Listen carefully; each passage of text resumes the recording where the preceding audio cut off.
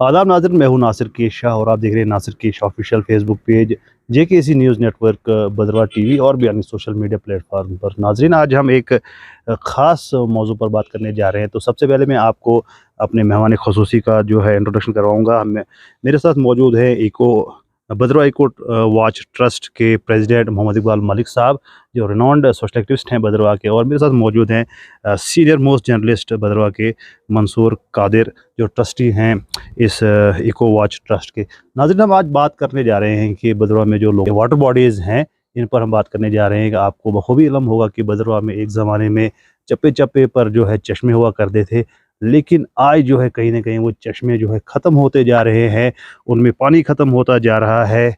कहीं न कहीं जो है इसका ज़िम्मेदार जो है हमें अपने आप को मानना पड़ेगा, क्योंकि हम ही जो है यहाँ पर रहते हैं और हमारा फ़र्ज़ बनता था इन जो है वाटर बॉडीज़ को सेव करना। बहरहाल हम मौज़ू पर आते हैं। तो सबसे पहले मैं मंसूर कादिर साहब से जानना चाहूँगा कि ये क्या कहना चाहते हैं, क्योंकि इन्होंने काफ़ी रिसर्च की इस बारे में और ये बखूबी इल्म रखते हैं इस चीज़ पर। तो मंसूर कादिर साहब बताइए, इससे पहले हम आपका खैर मकदम करते हैं। बताइए, जो ये वाटर बॉडीज़ जो हैं भद्रवाह में बिल्कुल ख़त्म होती जा रही हैं, तो वजूहात क्या रही? देखिए नासिर साहब, बुधरा जो है इसको मुख्तलिफ नाम दिए जाते हैं। किसी ने इसको कहा छोटा कश्मीर, किसी कोई मिनी केरला कहता है, किसी ने कहा है स्विट्जरलैंड ऑफ इंडिया। वो इसकी क्लाइमेटिकल कंडीशन की वजह से बुधरा वैली जो है ये सराउंडेड विद सिडार और पाइन ट्रीज है क्या। और इसमें सबसे बड़ी खूबसूरत चीज़ जो इसके साथ साथ जो थी वो वाटर बॉडीज थी। चाहे आपका नीरू रिवर है, चाहे आपका ये जो है मस्जिद नाला है, चाहे आपका जो है कोटली नाला है, जो भी नाले आपको हालिम नाला वगैरह जो है। और आपने देखा होगा इन नालों के साथ साथ और इस पब्लिक प्लेसेस पर जो है नेचर स्ट्रीम्स भी थे, स्प्रिंग्स भी थे बाकी का। तो लोग यहाँ से हमेशा पानी लेते थे और पोर्टेबल वाटर इस्तेमाल करते थे। लेकिन कुछ अरसे से देखा जा रहा है यहाँ पर जो है जो लोकल क्लाइमेट कंडीशन जो है वो इफेक्ट बहुत ज़्यादा हो गई। एक तो हम कहते हैं ग्लोबल जो वर्ल्ड क्राइसिस वो चल रही, ग्लोबल क्राइसिस जो चल रही है, क्लाइमेटिकली हीट चल रही है। लेकिन ये जो हिली एरियाज में होता था, जो लोकल क्लाइमेट होता था, उस पर उतना इफेक्ट नहीं होता था। तो टाइम टाइम पर बारिशें होती थी, टाइम टाइम पर जो स्नोफॉल होता था वो अपना क्लाइमेट होता था। लेकिन कुछ सालों से ये देखा जा रहा है ये बुधरा भी आप जो है वेस्टर्न डिस्टर्बेंस पर ही डिपेंड हो गया है। इसका एक रीज़न मैं ये समझता हूँ, जो मैंने काफ़ी मतलब मैंने आवाज़ें भी उठाई। एक अरसा दराज से जो है हम इसको आवाज़ उठा रहे हैं, हमने कहा था save the forest save the world. Save the forest save the world का नारा ये था, ये इसीलिए था क्योंकि जितना हमारा फॉरेस्ट प्रोटेक्ट रहता उतना हमारी body body water body safe रहती। होता यूं है, जब भी स्नोफॉल होता था, यहाँ पर बारिशें होती थी, ये जंगल जो बहुत घने थे, इस इन जंगलों में जो है नीचे सनराइज नहीं आती थी। अगर आप अभी भी जाओगे चलो थोड़ा सा पीछे, जहाँ भी अब तो चटेल मैदान बीच में दिखाई देंगे, पूरा एरिया जो है आसपास दिखाई देंगे, कंसब जैसा विलेज जो नीचे से दिखाई देगा, जो दिखाई नहीं देता था कभी का। मुझे याद है कि थुबा में एक मकान होता था, उसमें टीन लगा होता थुबा में। तब मैं ये 10th क्लास का स्टूडेंट था। मैं घर से देखता था, उस पर जब धूप पड़ती थी वो चमकता था, नजर नहीं आता था। आज थुबा एरिया सारा खुला हुआ पड़ा हुआ है आपको। आज चक्का एरिया में जाओगे आप, चपा में इतनी जबरदस्त वेजिटेशन थी, तो परेशान होता था आदमी और दूर से देखते थे, बड़ा दिल करता था। आज वहाँ सारा वीरान हो चुका है क्या। तो ये जो मास डिस्ट्रक्शन आप जो है ना, ये फॉरेस्ट हुआ, इसकी वजह सनराइज जो है डायरेक्ट जो है वो जमीन पर आ गई क्या। आपका स्नो अगर कहीं पड़ता था वो भी जल्दी मेल्ट हुआ। तो और जो ये जमीन जो इसकी सतह जो थी वो हार्ड होने लगी क्या, और उससे उसकी ऑपरेशन होने लगी ऑटोमेटिकली जो है। और उसके बाद जो है टाइम टू टाइम जो है आप जो ये एनवायरनमेंट में जो हीट आई, आज जो प्रेजेंट का जो आप देख रहे हैं, जनवरी के 10वें का महीना जो है बुधरा में, नवंबर का महीना जब बुधरा में जो है माना जाता अक्टूबर के एंडिंग में बर्फ होती थी। उसके बाद थोड़ा सा और एक्सटेंड हो गया नवंबर के एंडिंग में, उसके बाद 10वें के एंडिंग में, तभी हो कहते कहते थे कि जनवरी में। आज जनवरी का महीना भी यहाँ पर बर्फ नहीं है। और आपने देखा होगा मैक्सिमम जो है वाटर बॉडी जो है स्प्रिंग जो है वो सूख रहे हैं। तो ये एक बहुत बड़ा गंभीर मसला है, क्योंकि आपने देख रहा है कि पूरी दुनिया में जो है वाटर क्राइसिस का ये सी बात है। आपको बताऊंगी यहाँ पर लोग जो है देखो, सबसे बड़ी बात जो है बादशाह जी ने भी बात की थी, नीड एंड ग्रीड। नीड पूरी हो सकती, ग्रीड नहीं पूरी हो सकती है क्या। तो हमने जो ये जो ग्रीड वहाँ से आपने पूरी करने की कोशिश, फॉरेस्ट फॉरेस्ट फॉरेस्ट से उसको तबाह बर्बाद करके, पता ही सबको आपको, बड़े बड़े दिज्जक इसमें जो है इन्वॉल्व सिस्टम में इसमें रहे, तो आज उसका नतीजा पूरी लोग जो है, पूरे खिते के लोग जो है वो उनको भुगतना पड़ रहा है यहाँ पर। तो ये एक बहुत बड़ा है। इस वक्त यही बात चल रही थी कि किसी तरीके जो रिमेनिंग वाटर बॉडीज है वो कहीं ना कहीं ज़रा सेफ हो जाए क्या। तो ठीक है, तो सर आप क्या कहना चाहेंगे इस इशू पर, जो बड़ा बर्निंग इशू है? एक वक्त में जो जब हम भी छोटे हुआ करते थे, छोटे थे तो बहुत अलग अलग जगहों पे यहाँ पे चश्मे हुआ करते थे, हम पानी लाते थे, लेकिन अब तो उनका नामो निशान नहीं है। अब भद्रवाह की अगर बात करें तो गिने चुने जो है चश्मे रह गए हैं। क्या कहना चाहेंगे आप इस पर? इसमें आप क्लाइमेट को एज ए होल आपको प्लेनेट को देखना चाहिए। थ्रू ग्लोब जो है क्लाइमेट क्राइसिस बन रही है। कहीं पे फ्लड्स हैं, कहीं पे क्या कहते हैं भूचाल हो रहे हैं, कहीं पे वाइल्ड फायर बर्न हो रहा है, कहीं पे आपका ये लावा जो है वो फूट रहा है। तो ये तमाम का तमाम जो है इंसान जो है इसके लिए जिम्मेदार है। इसमें डिफॉरेस्टेशन एक इशू है ग्लोबल लेवल पे। पूरी दुनिया के अंदर ग्लोब में डिफॉरेस्टेशन हो रहा है।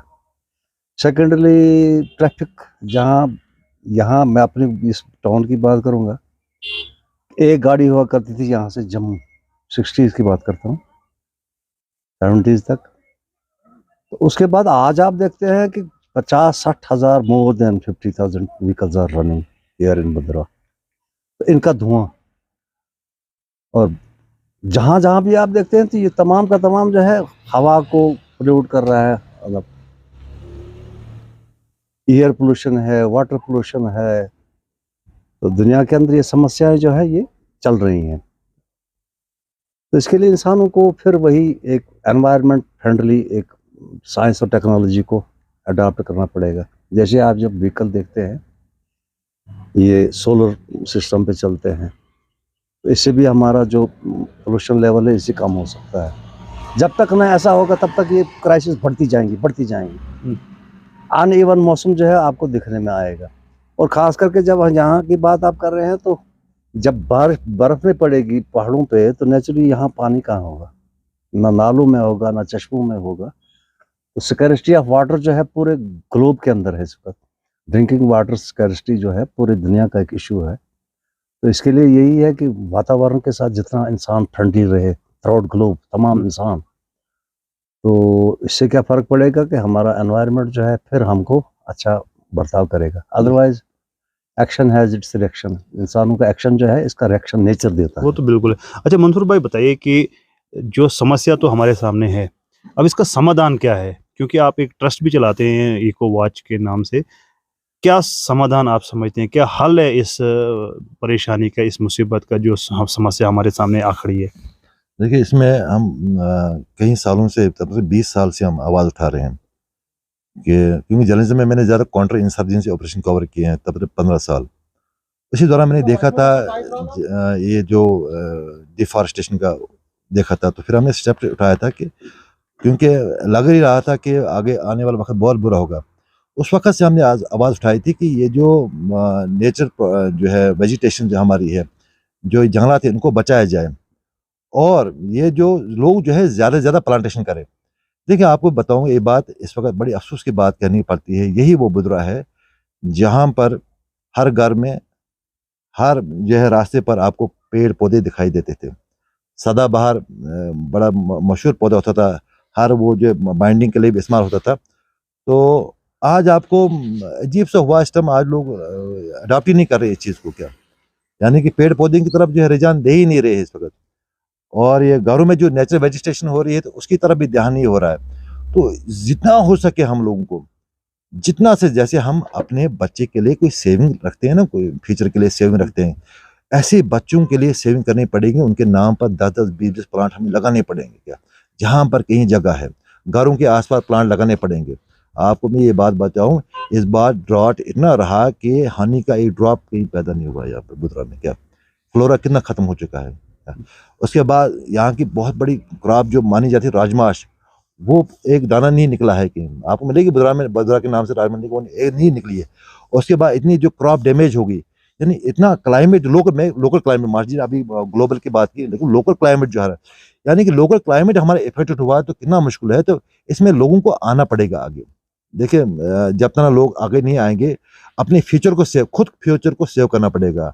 अब ये जो आज आप ये बात कर रहे हैं इनकी, ये जो सिपरिंग नेचुरल बॉडीज, ये DK डोगरा साहब हैं यहाँ पर बुधरा के बड़े प्रोमिनेंट राइटर्स भी हैं और एनवायरमेंटलिस्ट है।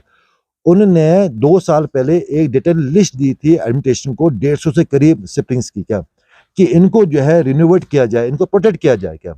लेकिन nobody bother about it. अभी आप जिस चश्मे पर आए, जहाँ पर महाराज जी बड़े कई सालों से मेहनत कर रहे हैं इस चश्मे पर, क्या, और पूरा बुधरा यहाँ पर पानी ले रहा है।